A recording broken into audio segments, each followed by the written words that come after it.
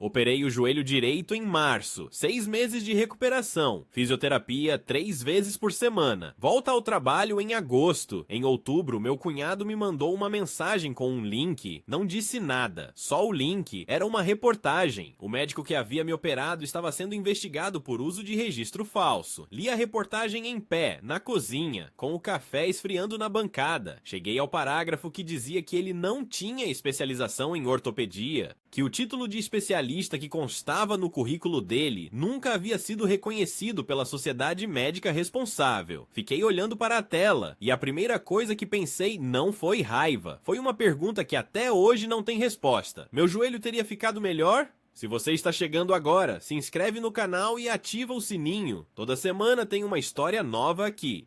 Meu nome é Anderson, tenho 43 anos, sou eletricista e o joelho havia sido problema há anos. Lesão de menisco que havia piorado com o tempo. 2 ortopedistas haviam recomendado cirurgia, o Dr. Vinícius havia sido o terceiro. E o que havia me convencido pela forma clara e segura com que explicou o procedimento. Especialista em cirurgia do joelho, título no currículo, diploma na parede, dezenas de cirurgias realizadas segundo ele mesmo dizia.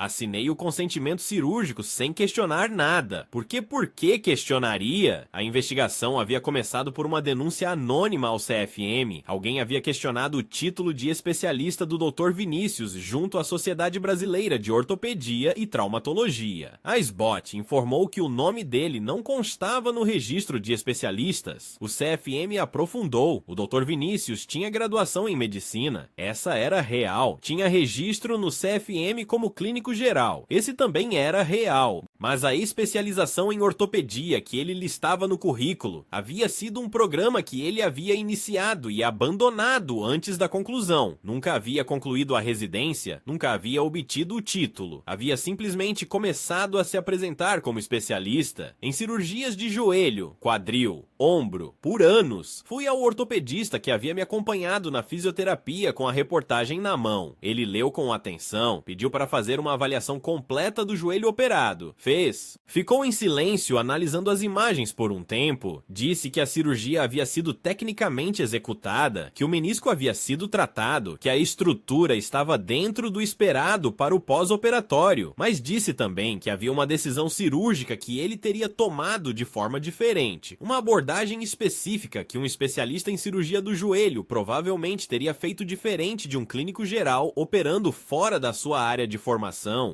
Perguntei se isso havia afetado minha recuperação. Ele disse que era difícil afirmar com certeza, que o joelho estava funcional, mas que funcional e ótimo não eram a mesma coisa, e que não havia como saber o que teria sido diferente. Essa foi a resposta que eu esperava, e que ainda assim pesou. Entrei em contato com o advogado que havia me orientado em outra situação anos antes. Ele disse que o caso era viável, mas complexo. Provar dano em cirurgia é difícil quando o resultado é funcional. O joelho funcionava, eu havia voltado ao trabalho, não havia complicação documentada. O dano que eu sentia, a sensação de que poderia ter sido melhor, de que uma decisão diferente poderia ter gerado um resultado melhor, não era mensurável da forma que um processo judicial precisava. Decidi não entrar com ação, não porque o Dr. Vinícius não havia errado, mas porque o erro que ele havia cometido comigo não era documentável da forma que eu precisaria para construir um caso. Outros pacientes com complicações mais claras tiveram mais base para agir. Eu fiquei com a pergunta. O Dr. Vinícius teve o registro cassado, respondeu pelo exercício irregular da especialidade. Meu joelho continua funcionando, continuo trabalhando, a vida seguiu. O que ficou é aquela pergunta que não tem resposta. Meu joelho teria ficado melhor? Não sei, ninguém sabe. E é exatamente isso que torna essa história diferente das outras. Não tem um dano claro, não tem uma complicação documentada, não tem um erro que alguém possa apontar e dizer, foi aqui. Tem uma sensação de que algo poderia ter sido diferente e uma impossibilidade de saber se essa sensação é real ou só a mente procurando um culpado para o que seria resultado normal de qualquer cirurgia.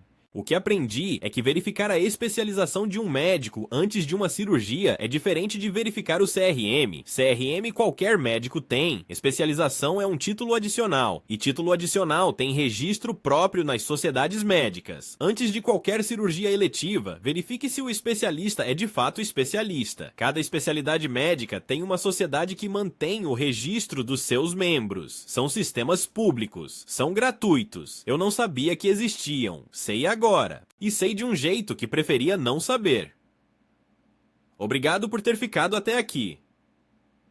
Se esse relato te marcou, deixa o like. Ajuda muito o canal a chegar em mais pessoas. E se você tem uma história parecida, conta nos comentários. A gente lê tudo.